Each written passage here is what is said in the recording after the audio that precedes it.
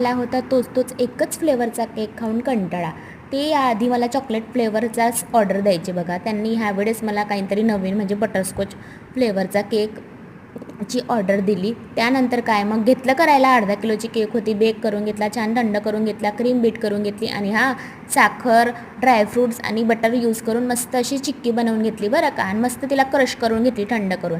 त्यानंतर केकची छान मलाचं बटरस्कॉच क्रश आणि साखरेची चिक्की यूज करून छान अशी आयशिंग करून घेतली. थोडासा बेकरी स्टाईल लुक देण्यासाठी न्यूट्रल जेलमध्ये थोडा ऑरेंज कलर टाकला आणि थोडंसं बटरस्कॉचचा क्रश टाकला आणि छान अशी ड्रिपिंग देऊन घेतली. N1 नोझलने छान अशी डिझाईन काढून घेतली.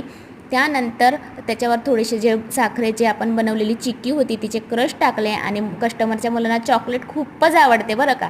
मग काय चॉकलेट पण त्याच्यामध्ये मस्त गार्निशिंग करून लावली आणि मग काय कस्टमरला केक तर खूपच आवडला. तुम्हालाही आवडला असेल तर लाईक